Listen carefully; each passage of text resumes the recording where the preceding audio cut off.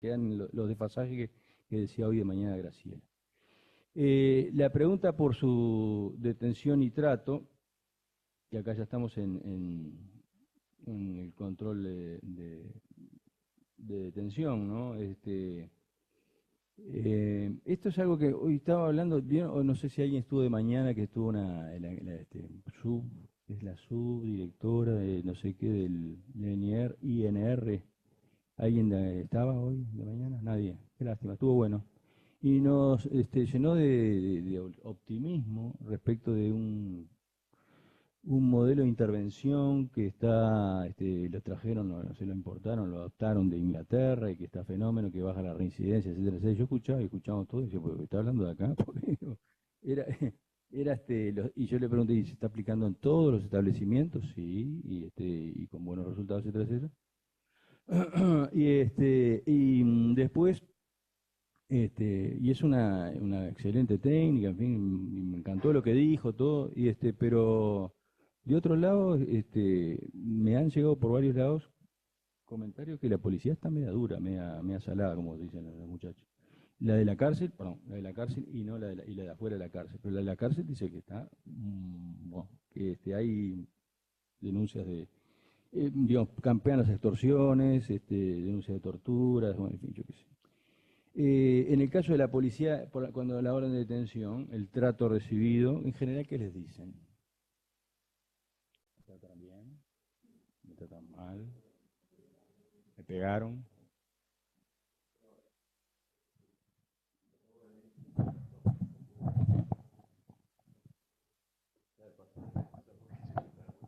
Está bien. Acaba de venir una formalización en Canelones y el hombre era, se trataría de una autoevasión por incumplimiento de la salida transitoria. No se presentó, él estaba preso, y viene hoy y dice que bueno, fue detenido, había orden de allanamiento y que lo llevaron a cárcel central y lo amenazaron con la picana.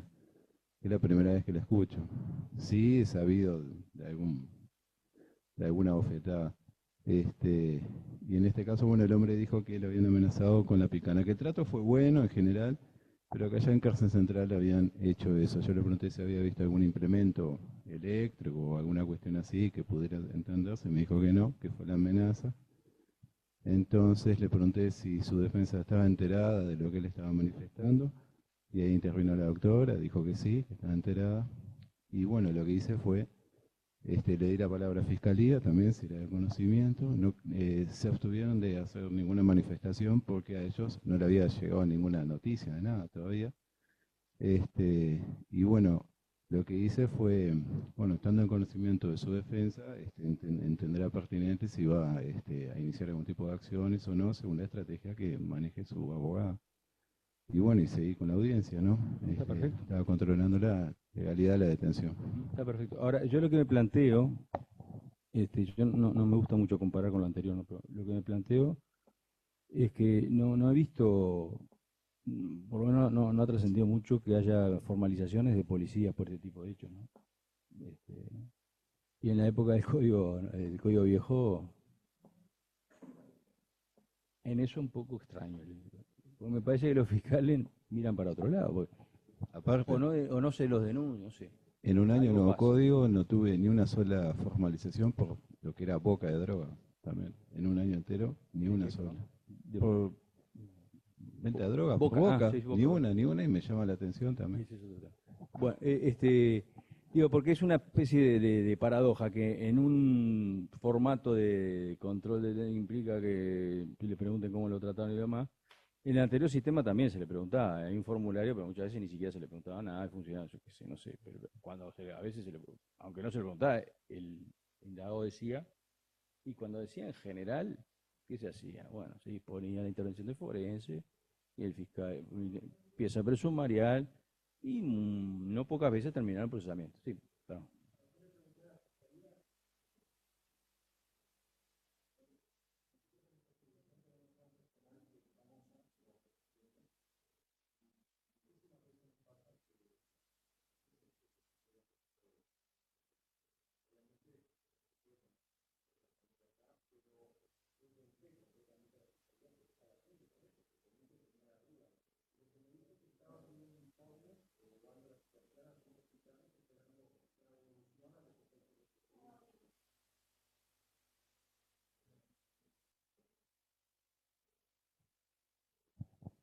Ese es un, es decir, el tema de que ahora la actuación de la policía la controla esa parte, es decir, la controla en el sentido de que puede reclamar responsabilidad. La fiscalía, los fiscales, hay que hacer un seguimiento. Me parece que digo, hay que hacer un seguimiento. Estoy diciendo cualquier cosa, que sea, hay que estar atentos, no sé, porque yo recuerdo, como decían, no pocas veces, incluso recuerdo, había un juez, magistrado amigo, que ahora es visto de TCA, que tenía un récord de policías procesados, que generalmente eran porque ante un caso así, él se constituía en la seccionaria y encontraba picana, encontraba todo, eh, pasaba, se hacía. No eran inventos de los pichis que dicen cualquier cosa, ¿no? Ocurría. Y ahora como que cuando dicen la policía dice tenemos las manos atadas, no podemos hacer nada. Yo creo que no la tienen atada y pueden hacer mucho más de lo que estaban haciendo o hacían. Buah, sí. Perdón, te interrumpí porque estabas con encima. ¿Está? O sea que esto es un saludo a la bandera, por ahora, ¿no? Aparentemente, si no hay consecuencias, lo mataron a palo, decir, fiscal, toma nota. Mm. Sí, la defensa también descansa. La defensa puede denunciar.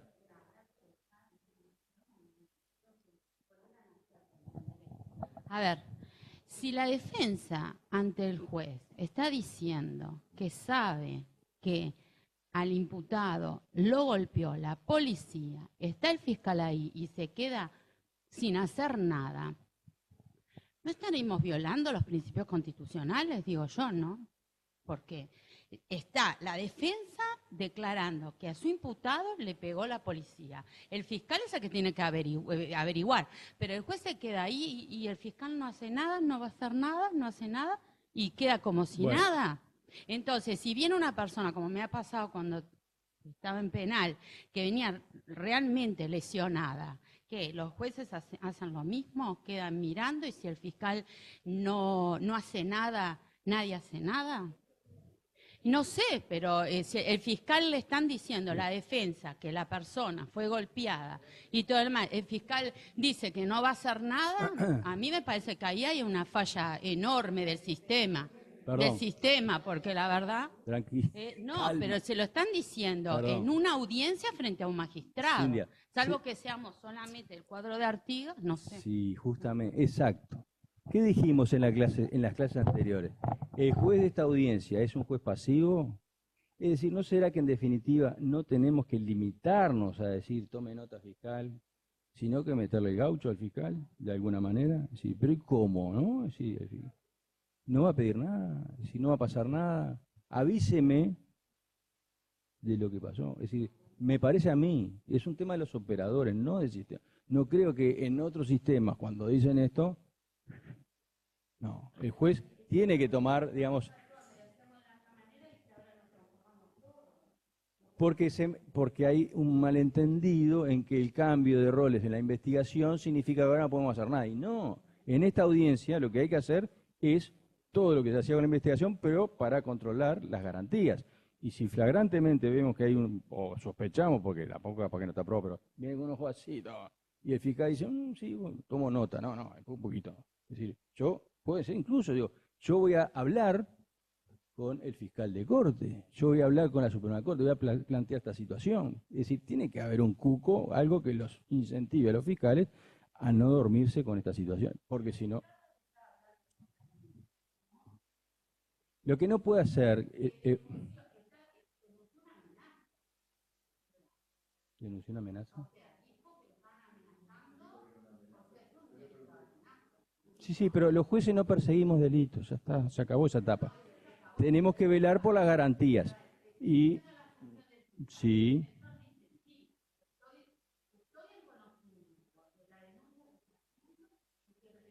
y el juez le pide que le cuente después qué pasó con la denuncia que seguramente usted va a hacer, ¿no? Algo así. Yo creo que está dentro de lo que tiene que hacer los jueces de garantía. Si no, son jueces floreros, como quiero decir. ¿Estamos de acuerdo? Estamos de acuerdo. Pero no, digo, no es el sistema, sino cómo lo trabajamos.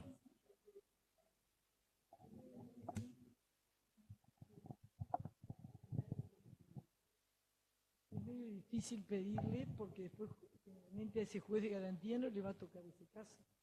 Por lo general, ya no nos enteramos más. No importa que no le toque el caso. Que le informe qué pasó con el botija ese. Un informe. Que le informe. Y si no le llega nada, capaz que puede dar cuenta a la Corte y la Corte da cuenta a la Fiscalía. Y es una omisión del fiscal. Puede haber una responsabilidad administrativa. Sí, obvio, pero ¿Qué decir? tiene su defensa también. Sí, no, pero ese es el tema, que lo vamos a ver después también. No nos podemos, una cosa que como es la horizontalidad, la oralidad argumentativa, todo, pero en materia de garantías, el juez no puede delegar en la defensa. Si la defensa no quiere controlar, no quiere hacer su trabajo, yo qué sé, no parece, no releva al juez de su función. Pero por lo general ¿Eh? la fiscalía dice... No, pero tampoco podemos como corrernos del rol. O sea, la defensa tiene No, es que no jugar. creo que se corra del rol. Yo creo que estoy en un desacuerdo abiertamente con el tema del rol. El rol de juez de garantía es controlar las garantías.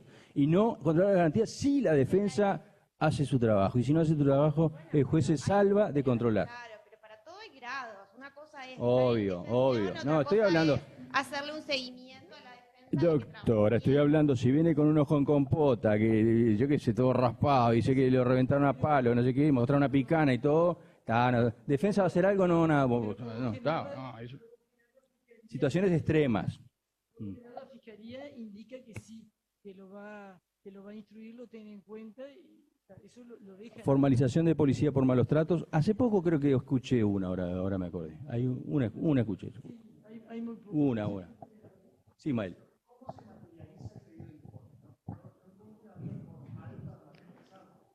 Ley de la judicatura, no sé, buscamos, no hay problema. Sí, hay que darse, esas cosas uno tiene que poner un poquito de ganas.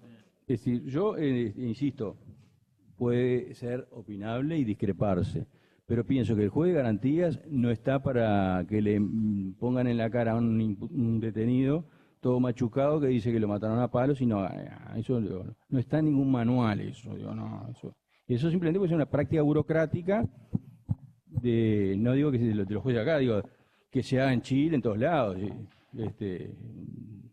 un desvío, A mí me parece muy acertado lo que he visto en audiencias chilenas, que frente a la alegación de malos tratos por parte del imputado, el juez de garantía indaga, o sea, le pide al fiscal que explique los antecedentes de la detención, quién lo detuvo, o sea, para ver si el fiscal está realmente interiorizado de lo que pasó, ¿verdad? Y una cosa que me siembra la duda es, frente a esos apremios físicos, bueno, pero eso fue en el marco de una detención, luego lo llevan a la sede administrativa, le toman declaración y en función de esa declaración de repente la Fiscalía pide una formalización. ¿Hasta dónde no vicia ese apremio físico, esa declaración en sede administrativa en la cual sustenta el fiscal un pedido de formalización? Un temón, sí. Ahí diría la doctora Figueroa, la defensa si no plantea nada. Habría que ver qué plantea la defensa. Sí, forma parte para mí es decir, ¿esa persona fue detenida regularmente y castigada después? ¿O fue...? No, pueden haberla detenido. No, si regularmente en sentido con una orden, o en flagrancia. Puede haber sido detenida sin flagrancia, sin orden ni nada, y le pegan además. Son situaciones diferentes. Ahora, el asunto es que esa declaración en realidad no sirve para nada. No tiene ninguna, pero nada, de nada, ni ahí. Hay un tema con esta cuestión. Hubo en la reforma de agosto una iniciativa que ustedes rastrean las versiones taquigráficas de los proyectos de la historia de la ley 19.653, ¿no? Había una iniciativa del Poder Ejecutivo de modificar el 61 para darle más a la policía más autonomía, es decir, con el tema de la declaración voluntaria, digamos, del indagado. Se aclaraba, no me acuerdo qué era lo que se cambiaba, de manera que, porque algunos fiscales parece que le dice a la policía, dale más, y otros no, otros interrogan más menos. Bueno. En el Senado se le introduce, bueno, siempre delante con defensa. Y ahí saltó la Defensoría de Oficio, no, nosotros no vamos a ir. Los defensores particulares tampoco, no va nadie. Porque de esa manera es validar las actuaciones policiales, yo qué sé cuánto, bueno, o sea que... ¿Qué pasó con esa modificación de la defensa en la policía? Que se retiró la modificación proyectada por el Poder Ejecutivo con el adicional de la defensa letrada incorporada por el Senado. Se retiró y pasó a... ¿cómo fue la expresión? Cuando se desglosa y vuelve a comisión.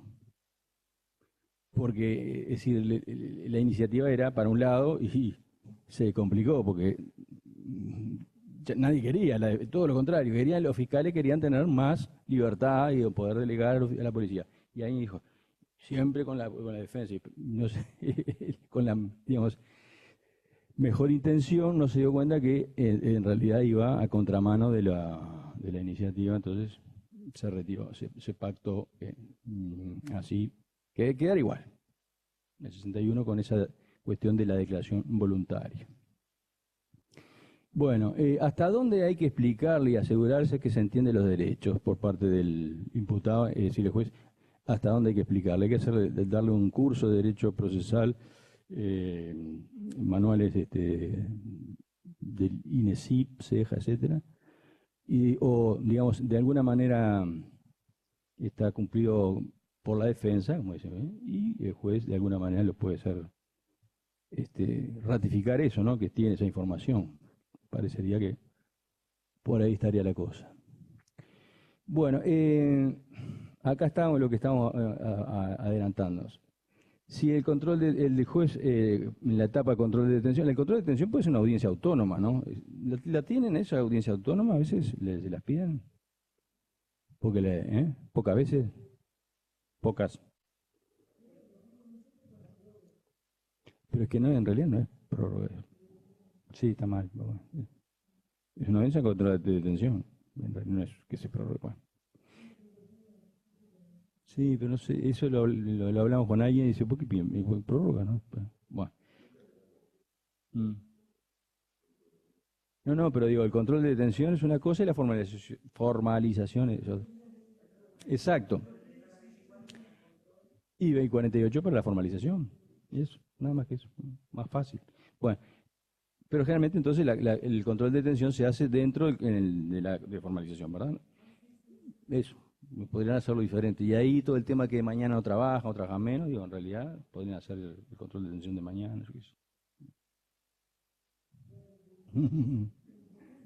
Sí, pero se estaba corrigiendo. Ahora viene no sé si ya está o va a estar el intermedio, eso, bueno. Sí, bueno, ya vas a venir a Montevideo. Bueno, ratifica la detención si es legal. ¿Cuándo es legal la detención? ¿Cuándo es legal? Cuando es flagrancia o por orden del juez. Bien, sí, legal en sentido amplio, ¿verdad? Ahora, si es ilegal, lo que pasa es que se dispone el cese y la audiencia sigue. Bueno, y ahí yo puse en rojo, lo que vamos a decir, detención ilegal es típicamente cuando es sin orden y no hay flagrancia, o cuando no hay flagrancia y no hay orden. Nosotros tuvimos un caso que lo comentamos esta mañana, creo que la otra vez también, un caso bastante particular de una detención con orden, pero emitida sin base. Emitida y solicitada y emitida sin base. ¿Lo hablamos esto ya? Bueno.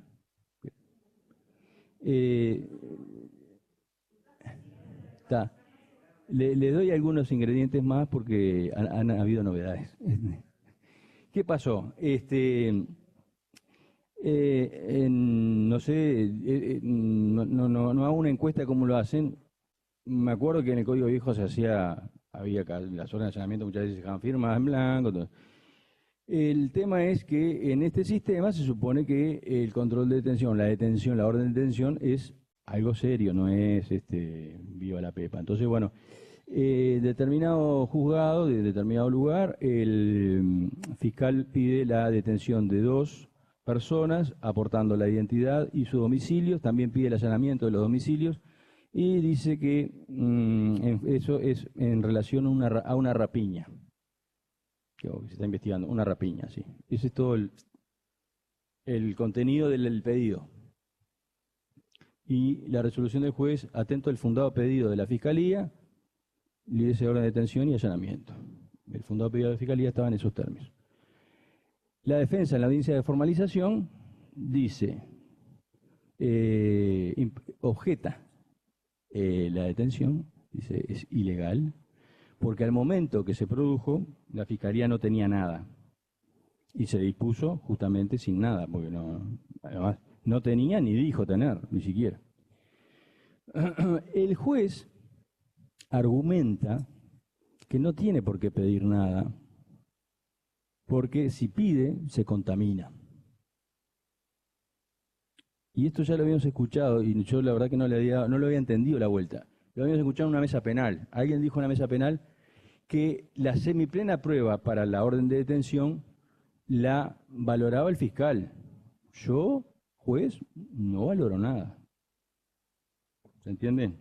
Es decir, ¿se entiende la argumentación? Es decir, como que es tarea de la Fiscalía valorar que es motivada, y no tiene por qué, en esta tesis, darse ninguna información al juzgado de qué antecedentes se tiene para pedir la detención o el allanamiento. E incluso la argumentación habla de que el artículo, bueno, ahí ya, que el artículo 15, otras cosas, que se haga cayó en desuso, que está a contramano de la reforma, y que pero hasta que no se declare inconstitucional, como diciendo que es inconstitucional, no sé, pincho, que eso, no sé, la norma, perdón, del CGP, ¿no? que habilita la prisión preventiva sin prueba rendida en sede judicial, bla, bla, bla. La cuestión es que en la audiencia de segunda instancia, convocada por videoconferencia, se produjo un debate muy lindo en el sentido que fue un lindo debate, ¿no? En el sentido de que argumentaban los defensores, eran 2 imputados, cada uno con un defensor público, o los 2 hacían la defensa común, por ahora y sin perjuicio aclararon que después eventualmente la dividían, y argumentaban que, lo que dije antes, la Fiscalía no tenía nada cuando pidió la orden de detención. Y argumentaban en función de elementos, razonando con las pruebas que contaban. Nosotros lo que recibimos, lo recibimos con posterioridad. Bueno, perdón, me olvidé decirle que se dispuso la prisión preventiva de estos 2 muchachos. Y que también por eso se apela la orden de detención y la prisión preventiva. Y en la segunda instancia se le pregunta a la Fiscalía qué tenía, y bueno, quedó en síntesis lo que tenía ciertamente, lo demás era todo muy en el aire, aparentemente no tenía más nada. La declaración de la víctima, que decía que el autor fue una rapiña de un taximetrista, que aparentemente un imputado había llamado a un taxi, le hizo una trampa, una emboscada para que el otro lo rapiña. Y el que lo rapiñó, el taximetrista lo describía como de unos 40 años, narigón. Y nosotros vimos por pantalla ahí, decía así, como que los imputados, ninguno era de 40 años, y creo que hacía un gesto como que narigón no era tampoco. O sea, ninguno de los dos se sentía narigón.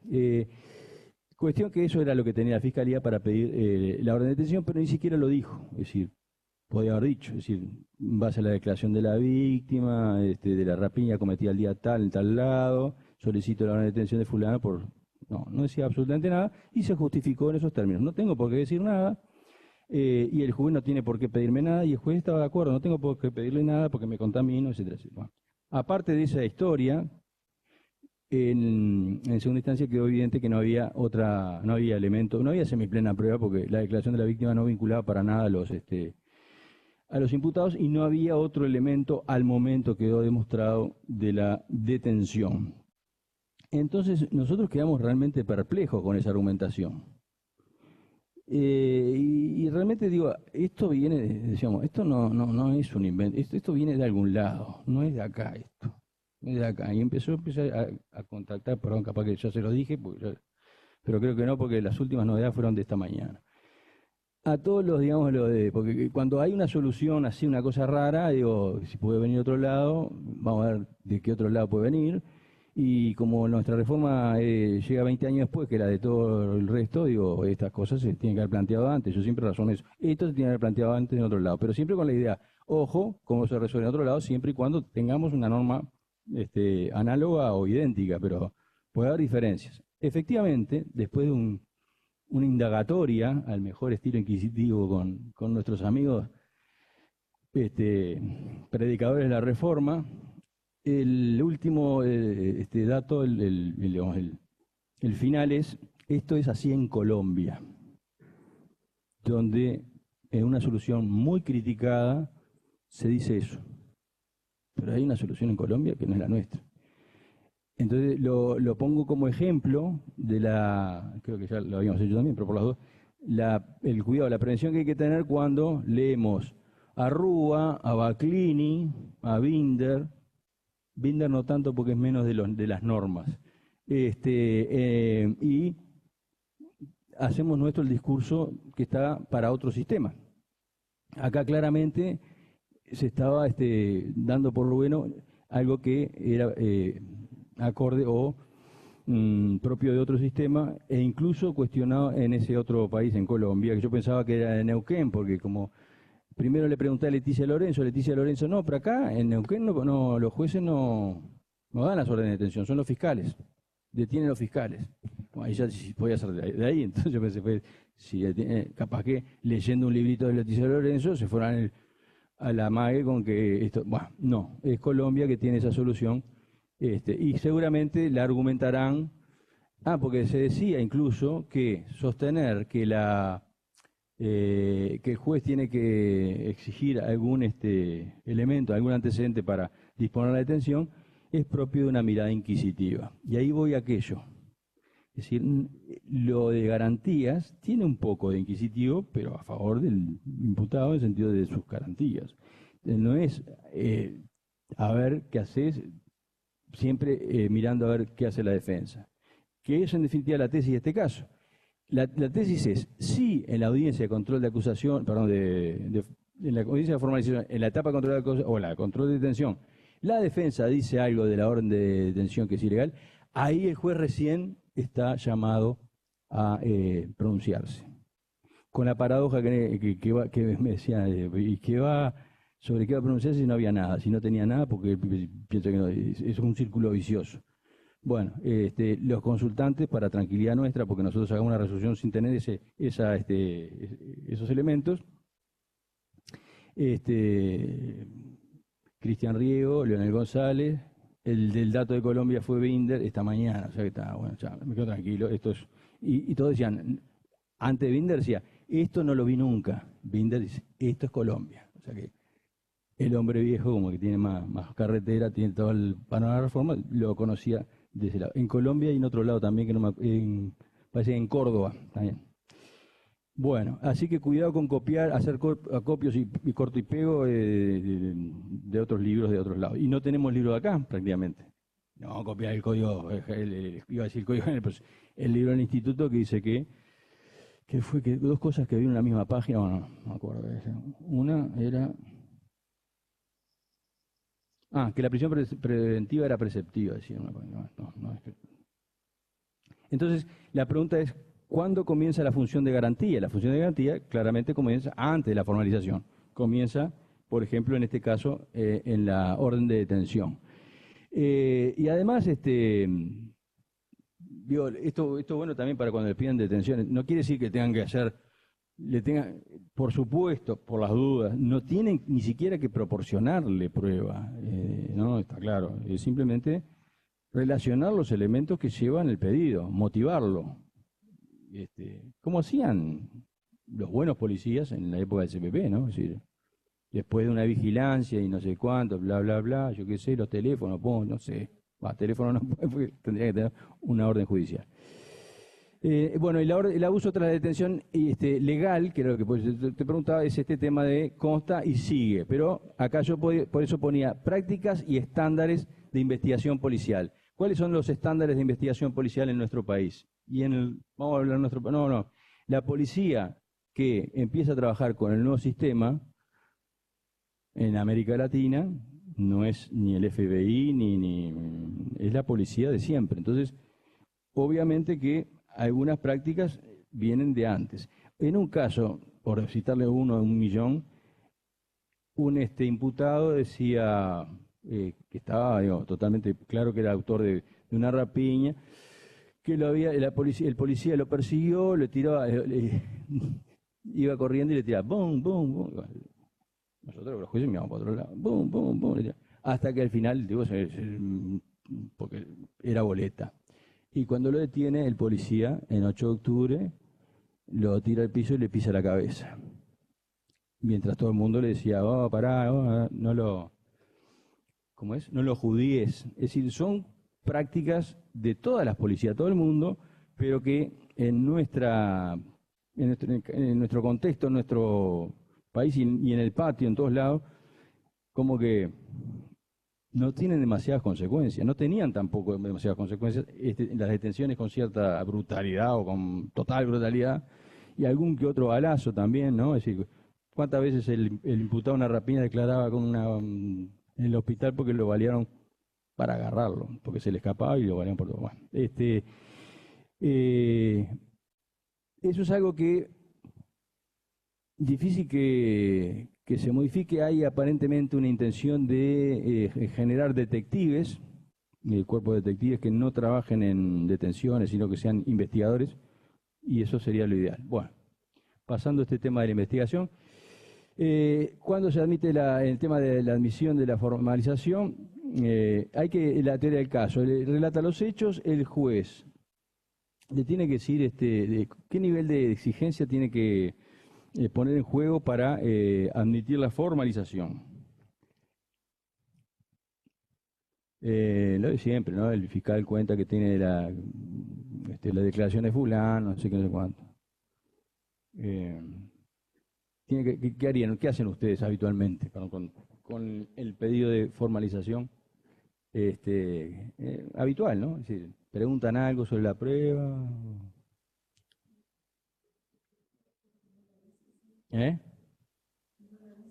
Si no la dice, sí, bueno, en caso que la diga, ¿no? Perfecto, apoyo en la defensa. Bueno. Para mí, lo importante acá, en cuanto a la formalización, no la medida cautelar, es que el imputado esté en pleno conocimiento de los hechos que se le atribuyen. No, me lo salté eso, capaz. Bueno, no, acá está. Con relación a la semiplena prueba será para pedir la cautelar, pero yo creo que lo más importante es que el imputado sepa por qué se le va a abrir una causa, por qué hechos. Y una pregunta de práctica, es decir, el relato que hacen del hecho para la formalización, ¿lo reiteran después para el pedido de preventiva o hacen un único relato con la polenta propia para o adecuado, intentando tener sustento uno solo? Parece más razonable, ¿no? Exacto, o sea que no vuelve a contar, no. Es decir, no, porque se había planteado decir que primero la formalización y después la prisión preventiva, pero tendría que tener 2 relatos, no sé, es decir, ¿cómo hacen? Es decir, ¿cómo lo reciben el planteo? La Fiscalía pide la formalización de Juancito y se resuelve. Todos hacen así, o sea, por etapas. Y cuando después pide la prisión preventiva, en base a los hechos que dijo antes, no lo repite. Está bien. Puede ser que refuerce alguno, sobre todo los que son específicos del riesgo procesal, que no tiene por qué decirlos para la formalización. Pero el supuesto material los tiene que, en realidad son los mismos que llevan al pedido de formalización. En ese caso, que les pregunto, fiscal dice, tengo en la carpeta un video donde se ve a los imputados con ropas como fueron descritas por la víctima, desplazarse en un ciclomotor hacia el comercio de asaltado.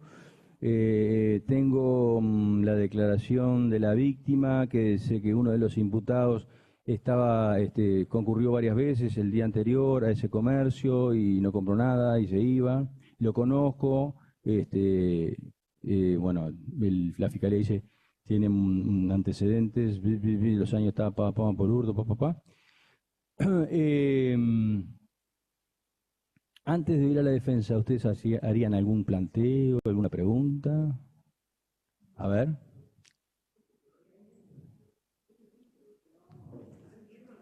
No, si no está bien. El relato está entendido. Perfecto. Y pide que Sí, Giovanet dice que pide que le aclare el relato en caso de que tenga alguna duda, etcétera. No, de eso no estamos hablando. Estamos hablando, por ejemplo, de decir, ¿y esa es la prueba que tiene? ¿Esa es la evidencia? No tengo nada. Pues, antes de que la defensa abra la boca.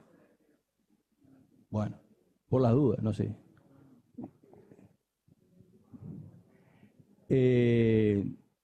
¿Y hay reconocimientos? El hombre dijo que lo conocía y lo había visto. Y ¿para qué va a dar un reconocimiento? ¿Llama? ¿Qué le importa al juez si hay un reconocimiento? Antes que la defensa diga nada, en realidad, juez, acá sí estamos de acuerdo con la doctora Figueroa. Muti, ¿no? Si hubiera algún elemento, fuera el caso de prisión preventiva, un elemento que, como dice Giovanni, genera dudas en cuanto a si es un caso de atipicidad, etcétera, lo habíamos hablado de la posibilidad de subsanar, que está ahí abajo, no sé qué. Pero acá es otra cosa, es decir, acá es que no es una cosa de laboratorio, jueces que preguntan, ¿eso es lo que tiene la fiscalía en su carpeta? Y además, después que lo dijo, tengo esto, y la fiscalía, sí, es eso. Bueno, la defensa obviamente, después de eso se para en los pedales y dice, no hay nada. Bueno, entonces, ahí no sé lo que pasa. ¿Por qué pasa? La verdad no entiendo. Capaz que es un poco el tema de que, capaz que está un poco no muy claro el tema del rol de juez de garantía, en el sentido capaz que garantía se puede interpretar o se interpreta o malinterpreta a veces como, ya no en el tema de las garantías que tienen que ver con la indemnidad corporal y con el trato, sino con la prueba, etcétera, como que el juez tiene que hacer algo más, mucho más en realidad, de lo que tendría o tiene que hacer. Ustedes dirán, pero qué pavada, que pues, si nadie hace eso. Bueno, sí, yo lo doy fe que se ha hecho y en algún caso que después nos dan con un caño por todos lados porque no se dispuso la prisión preventiva. Y porque la fiscal, apachuchada por ese interrogatorio del juez, no le dio la nafta para pelar. Ni siquiera recurrió. Y el del piloto amarillo que andaba con la moto, con el video y todo, en libertad, con no sé cuántos antecedentes. Y que, bueno, entonces digo, está bravo eso, después hay que remar. Tiene que ver con lo que ya habremos de decir, o si nos da el tiempo, el tema de la legitimidad del sistema, ¿no? Es decir, que lo dice Binder, lo voy a leer. Está bien lo de la garantía, pero también hay que cuidar, digo, es un equilibrio en el sentido de que se espera de la sociedad que se aplique un sistema legal. Y el sistema legal tiene que ser aplicado con razonabilidad y dentro de las reglas de juego. Las reglas de juego no indican en ningún caso que el juez tenga que sustituir, como decía anteriormente Figueroa, a la defensa. En este caso claramente habría sido así. Perdón. Sí.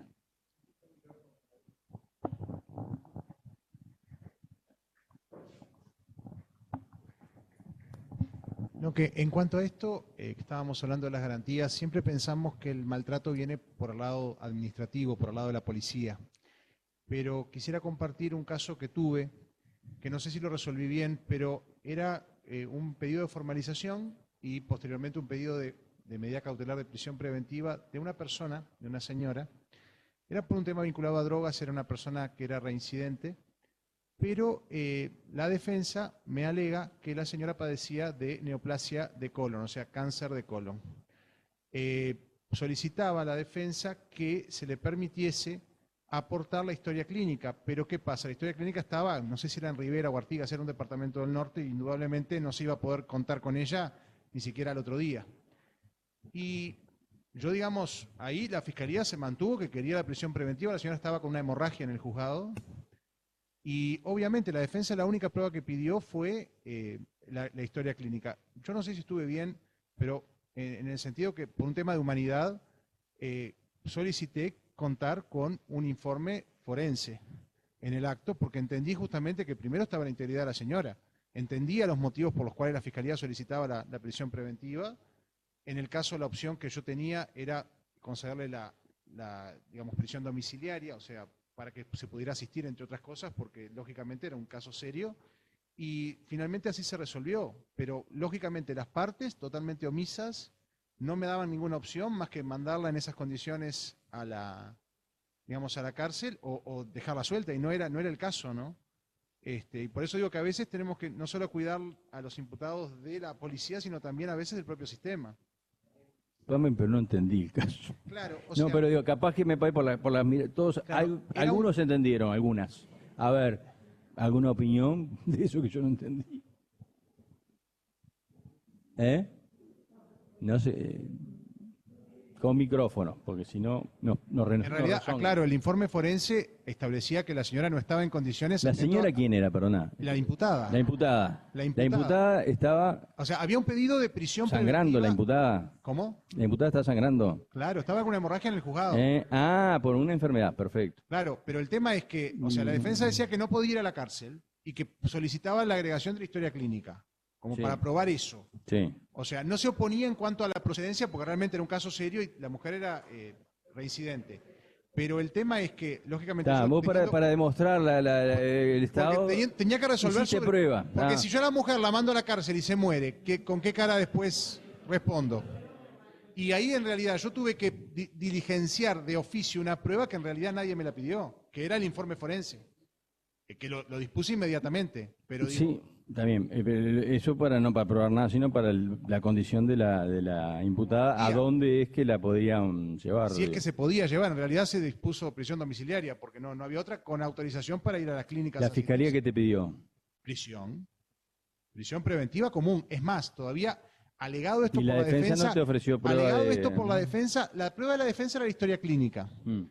Y la señora, Y- digamos, dijo que... ¿Y había discusión sobre la situación de la señora, el estado En físico? realidad, yo le di la palabra a la fiscalía a ver si por lo menos me pedía la domiciliaria con posibilidad de asistirse. No, se mantenía en la prisión preventiva común, en un establecimiento. En realidad después no impugnó, no hizo ningún tipo de objeciones una vez que tuvo el certificado, pero tampoco nadie me habilitó, o sea, en cuanto a pedido de partes, a ese informe, que digamos, que era fácil de por lo menos tener un informe médico forense. Pero la fiscalía decía, no, la señora va a estar fenómena en la cárcel. Si no está para vender drogas, puede ir a la cárcel. Ese fue el argumento de la fiscalía. Bueno, capaz que sí. Yo qué sé. El tema Vos le diste una también- mano a la imputada, yo qué sé, no sé, no digo como peyorativamente, quiero decir, te solucionaste la decisión con una prueba de oficio respecto del Claro, estado. no era respecto al hecho en sí, obviamente. No. Era en cuanto a la situación de la señora Respecto- para poder ir a una cárcel o no. Sí, pero derivó en el rechazo a la prisión preventiva. Claro. No te voy a decir si hiciste bien o no. Bueno, esto ya lo vimos también. Las posibilidades de rechazo de la formalización también lo vimos. Delito derogado, esto lo tuvimos no es de laboratorio también, tampoco digo, no. Pedido de formalización por delito derogado. En realidad estoy pensando si lo vimos por código nuevo o código viejo, no me acuerdo ahora. No, peor, creo que fue por código viejo. No sé si no estuvieron presos, bueno, no me acuerdo. Delito derogado es un caso donde, y ¿cómo decía? Como el fiscal, un delito derogado. Bueno, negociación ilegal de divisas, un delito, el único delito. No está mal. Bueno, sin instancia también lo vimos, si está prescripto ni que hablar. La lesividad y la insignificancia también. Hoy lo vimos esto vinculado con el control de acusación y la posibilidad de pedir sobreseimiento en la audiencia de control de acusación basado en la falta de lesividad, argumentándola como integrante del tipo penal. Digo, ha pasado también, se ha dispuesto por algún juez, no me acuerdo si lo han apelado eso, pero se puede argumentar, digo, con una cierta exigencia, ¿no? Digo, porque no es que me parece a mí que no es nada, sino que tiene que haber todo un desarrollo. En nuestros análisis de jurisprudencia con el sistema anterior, eso como que no caminaba, porque siempre se manejaba que es un tema de la fiscalía, principio de oportunidad, y si la fiscalía no hacía, para el principio de oportunidad de facto, que era pedir el archivo, porque no había que, no se podía desconocer que el juez no era titular de la acción, y lo de la lesividad, qué lindo que está, pero ahora se está viendo como una cosa interesante. Bueno, ¿cómo acreditar el supuesto material? Ya se habló de la sentencia 667 de 2018, que es un antes y un después en este tema y todo lo que se hablaba al respecto. La prueba anticipada, alguna cosa dijimos del cómo y cuándo. Es decir, ¿saben que se ha quejado la fiscalía de esta, ¿no? En algún caso?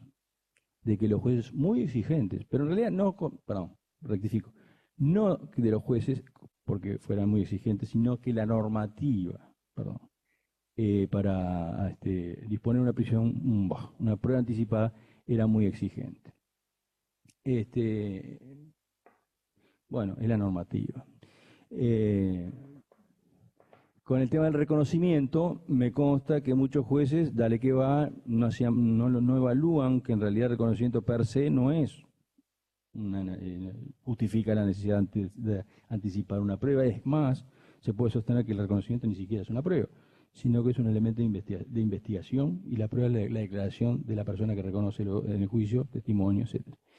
Esto creo que hemos avanzado. Al principio como que pum, pum, y teníamos, nos llegaban asuntos en el Tribunal de Asuntos del Código Nuevo con expedientes, con la prueba anticipada y las actuaciones, y donde la Fiscalía generalmente se enterraba. La necesidad de preservar en la discusión del supuesto material, preservar el juicio y la centralidad del mismo, y que ya dijimos, si la preventiva fuera excepcional, la necesidad de prueba sería también excepcional y habría pocos minijuicios. Si se extiende, va a ser diferente.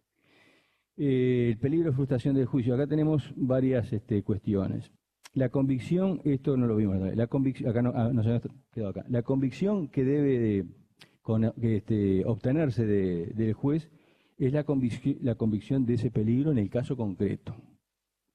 Eso a los fiscales le está costando, es decir, hacen, ¿no? Sí, cosas muy generales, hablan yo participé en un concurso para fiscal departamental, si tienen algún amigo fiscal departamental que concursó y le hablan de mí y le van a hablar, le van a decir cosas feas mías. Fue un caso de Morondanga, un caso de un trabajo, a ver, no lo voy a poner porque estoy tentado, lo voy a hacer, sí, es cortito. A ver, hago la encuesta, porque capaz que tuvimos en cuenta que casi nadie le invocó, bueno, consideramos eso. Juan y su pareja Pedro deciden, jóvenes ellos, ir a Punta del Este a un evento, pero no tienen dinero para la nafta. Entonces Juan dice, vamos a tomar dinero de la abuela que cobró la pensión. ¿Tú lo conoces, Iván, te acordás? Ah, fiscales. Fiscales con la sangre en el ojo, sangrando por la herida. Vamos a la abuela. Entonces, vamos a decirle a Carlitos, el cuidacoche, que tiene antecedentes y el loco sabe, que él entre a la casa y afane la guita. Bueno, va Carlitos, sí, está bueno. Vas a la casa, siente ruidos y se arruga. No, yo no entro a la casa. Y le dice, no, yo no, a los muchachos. Y si hacemos lo siguiente, dice el nieto, ¿no? Dice, si hacemos lo siguiente, hacemos como que vos me secuestrás, yo le desactivo la alarma de la casa y la abuela baja y vos decís que yo le digo que te tiene que dar la plata porque me vas a matar. Bueno, y van con el otro que lo llevan en el auto y que estaciona un poco lejos. Abuela, llegan a la puerta. Abuela, a los gritos, ¿no? Y la abuela baja así y abre la puerta y ve al nieto con un cuchillo acá, ¿no? Todo maniatado, todo trucho, ¿no? Por el cuidacoche. El cuidacoche no abrió la boca. Y le dice, dale plata porque me tiene secuestrado, si no me va a matar. Y la abuela, en vez de ir a buscar la platita dice, ¡Juan! Le pega un grito al abuelo que pensaba que estaba internado en el sanatorio y se había recuperado. Y baja el abuelo que era, dice, un canario grandote, declaración del cuidacoche. Y entonces el cuidacoche, ¿qué hace? Ve una escopeta colgada en la pared. Perdón, me faltó una parte anterior. Entran, es decir, medio a los tropezones, cuando el grito, todo fue muy rápido, ¿no? Es decir, el nieto con el cuidacoche punteándolo, entra, el nieto se cae, aparte era medio gordito como yo, así, tropieza y el cuidacoche, para darle más color, le da una patada en el piso. Y bueno, cuando viene el canario grandote, el cuidacoche de una escopeta colgada en la pared, la toma y se va corriendo. Y le grita cuando se va corriendo el nieto, ¿ya te vas? Y lo escucha, ¿no? La abuela, ¿ya te vas? Y luego se va corriendo con la escopeta, se cruza con el otro que estaba esperando en el auto. ¿Y por qué te oye? ¿Qué pasó? Preguntale a aquel no sé cuánto. Preguntale a aquel lo que pasó. Y desaparece con la escopeta. ¿Qué es eso? Bueno, después, al principio, bueno, le da, fundamental este dato. Le da un pico de presión a la abuela. Viene la emergencia, no le pasa nada, digo, le da un susto, ¿no? Y al principio los abuelos no sabían, no tenían la menor idea de que esto era toda una cosa trucha, ¿no?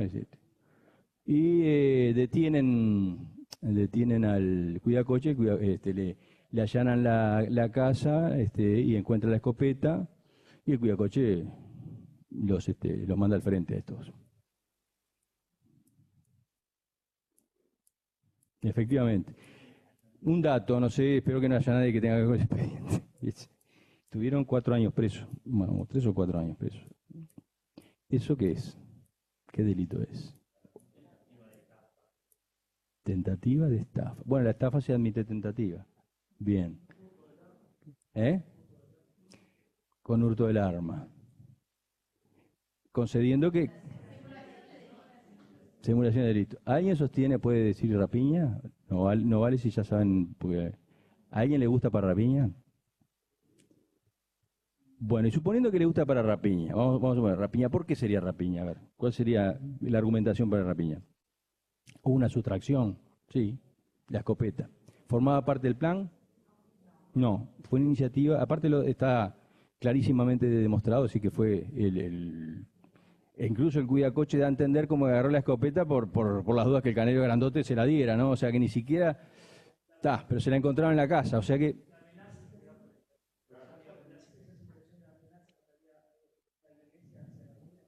¿Esa es la abuela de la violencia? Sí. Cuando le hacen un arrebato a una señora que sale del banco, también siente temor y le da un pico de presión y se puede morir. Pero es un arrebato. Si no le pegan, digo. O no la amenazan. Es decir, no cambia el tipo que le dé un pico de presión. Que tuvo miedo, sin duda. Tuvo miedo por la suerte del... puede decir, uno puede ir un poco más lejos. Bueno, si mataban al nieto, entonces me van a matar a mí y todo lo demás.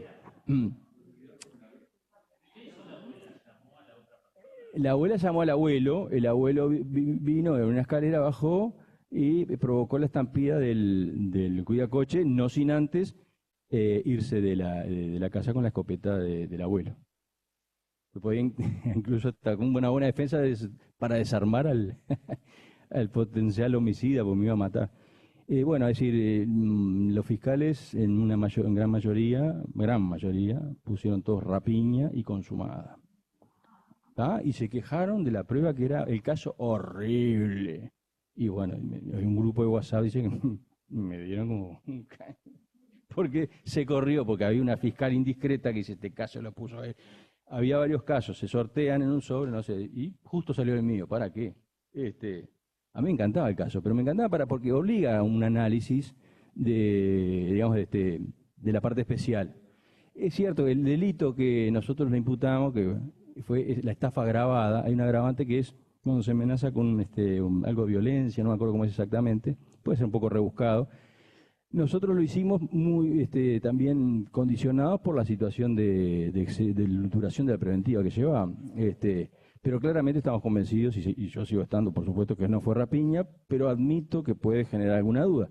Pero si fue rapiña o si se entiende que es rapiña, la consumación no puede estar dada por la sustracción de la escopeta. En todo caso, ahí tenemos un 63, como mucho. Porque hay la estafa grabada como que es más específico y lo absorbe al de simulación. Es un agravante que nadie no se usa, no se ve, no. Un daño imaginario, una amenaza, creo que habla de violencia. ¿Sí? La simulación no, pero la simulación está bien, digo, para mí, hicimos una especie bueno, si ponen estafa, son unos crack, estafa grabada. Si ponen simulación, bueno, está bien.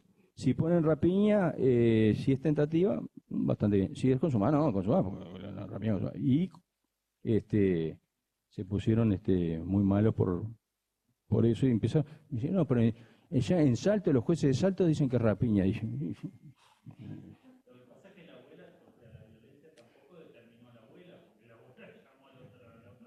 la abuela, sí, no doblegó la escopeta, no la entregó la abuela. Es decir, bueno, ¿por qué vinimos a esto? No me acuerdo.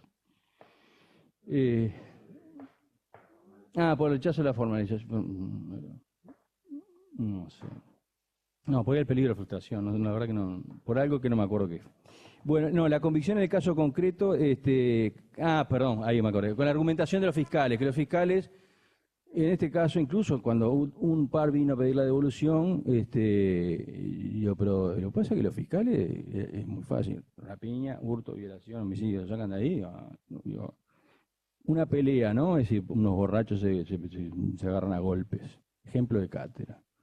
Después de una discusión de esas de borrachos, el que queda en pie, digamos, el que lo noqueó al otro, después dice, se le cayó la billetera, me agarra la billetera. ¿Es rapiña? Bueno, los fiscales llenaban de rapiña con eso. Rapiña. Y algunos jueces y tribunales de apelaciones, amén, a esa rapiña. No hay, digamos, la acción no está presidida por el ánimo de desapoderamiento, es decir, eso es posterior, claramente escindible. Es decir, como que hay una digamos, inclinación a resolver todo fácilmente. Bueno, y en caso concreto, la convicción para el tema del peligro de frustración tiene que estar dada por elementos que puedan ser cotejables, que puedan ser mensurables y que estén en ese caso. Que pueden ser iguales o los mismos que en muchos otros casos, ¿no? O sea, falta de arraigo, todas esas cosas que siempre se manejan. Problemas cuando son los departamentos fronterizos, bueno, si eso alcanza, que están en las fronteras y va a ir, eso que tiene disponibilidad, es decir, que tiene medios para tomarse el buque, yo qué sé, con ese criterio. Son todas cosas muy arbitrarias, ¿no? Es decir, hay que darle, los fiscales tienen que remar mucho, es decir, claramente, ¿verdad? Cosa que no hacían nunca. Entonces ahora están aprendiendo y se enojan y cuando no le dan las prisiones preventivas que están mal argumentadas, y bueno, si están mal argumentadas está bien que se les niegue. Hay unos temas de congruencia, pero vamos rapidito porque queda nada. Yo al principio tenía bastante claro estos temas, o no tanto, es decir, cuando la Fiscalía pide la medida por un riesgo que es distinto al que el juez piensa que está claro, ¿no? Es decir, supónganse, no sé, peligro de fuga y habla de peligro de fuga de la Fiscalía y hay un bruto caso de riesgo para la víctima. En principio yo era la idea que el juez no tenía que apegarse totalmente, ¿no? a la fundamentación. Ahora estoy un poco más flexible. No sé, me contagió el efecto noviembre. En un caso me acuerdo incluso que la Fiscalía pidió por riesgo para la víctima la prisión preventiva y se dispuso, digo bien. Y la defensa apela porque diciendo que no había habido, en este caso claramente no hubo riesgo, no peligro de fuga, no hay. y el peligro de fuga no fue el fundamento de la sentencia, de la medida adoptada, sino que fue el peligro para la víctima, es decir, lo que invocó la Fiscalía. La Fiscalía